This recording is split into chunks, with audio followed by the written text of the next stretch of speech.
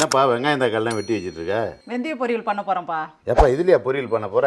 கீரையில் தான் பொரியல் பண்ணி கேட்டிருக்கேன். இதில் எப்படி பொரியல் பண்ண முடியும்? இன்னைக்கு செஞ்சு கொடுக்குறேன், சாப்பிட்டு பார்த்துட்டு எப்படி இருக்குது வெந்தய பொரியல்னு சொல்லுங்கள். இது வந்து பார்த்தீங்கன்னா நம்ம ஆவாரம் பூ தேநீர் பொடிக்காக இந்த வெந்தயத்தை வந்து நம்ம முளை கட்டினது. நீங்கள் வந்து வீட்டிலேயே செய்யணும் அப்படின்னாக்கா ஒரு நைட் ஃபுல்லாக இதை நல்லா ஊற வச்சுட்டு அதுக்கு பிறகு ஒரு வெள்ளை துணியில் எடுத்து நீங்கள் கட்டிட்டீங்கன்னாக்கா மறுநாள் பார்த்தீங்கன்னா இது மாதிரி நல்லா முளைச்சி வந்துடும். சரி வாங்க அப்படியே இந்த பொரியல் செஞ்சிடலாமா? ஃபஸ்ட்டு நம்ம ஒரு ஸ்பூன் எண்ணெய் ஊற்றிக்கலாம். கொஞ்சமாக கடுகு ஜீரகம் போட்டு பொரிஞ்சதும் நறுக்கி வச்ச 2 வெங்காயம், தட்டி வச்ச 6 பல்லு பூண்டை போட்டு லைட்டாக வதக்கிக்கலாம். இதில் நறுக்கி வச்ச 2 தக்காளி, 2 காம்பு கருவேப்பிலையை போட்டு நல்லா இவங்களை வதக்குன்னு வதக்கிக்கலாம். இந்த ஸ்டேஜில் நம்ம முளை கட்டின வெந்தயத்தை அப்படியே அள்ளி போட்டுக்கலாம். இவங்களுக்கு தேவையான அளவுக்கு உப்பு போட்டு மறுபடியும் இவங்களை ஒரு பெரட்டி தண்ணியை அப்படியே ஊற்றிடாமல் லைட்டாக கையால் தெளிச்சு விட்டு லோ ஃப்ளேமில் வச்சுட்டு அப்படியே மூடியை போட்டு ஒரு 5 நிமிஷம் வேக விட்டுருங்க. இப்போ மூடியை ஓப்பன் பண்ணி பார்த்தீங்கன்னா நல்லா தண்ணி சுண்டி வெந்துருச்சு. இப்போ இந்த ஸ்டேஜில் நம்ம வீட்டிலேயே அரைச்ச குழம்பு மிளகாத்தூள் தேவையான அளவுக்கு போட்டுக்கலாம். உங்ககிட்ட குழம்பு தூள்னு இல்லைங்க, சிக்கன் மசாலா, கறி மசாலா, மட்டன் மசாலா உங்ககிட்ட என்ன மசாலா இருக்குதோ அதை நீங்கள் போட்டுக்கலாம். இவங்களை போட்டு நல்லா பெரட்டி மழைச்சாரல் மாதிரி தேங்காய் பூ தூவி விட்டு ஒரு பிளேட்டுக்கு அள்ளி வச்சிங்கன்னா அப்படி இருக்கும். இது கசக்குமாக்கா அப்படின்னு கேட்டிங்கன்னா கசக்காதுங்க, சூப்பராக இருக்கும். சூப்பராக இருக்குங்க. எங்கள் வீட்டுக்காரர் சொன்ன மாதிரி கசக்கவே இல்லை,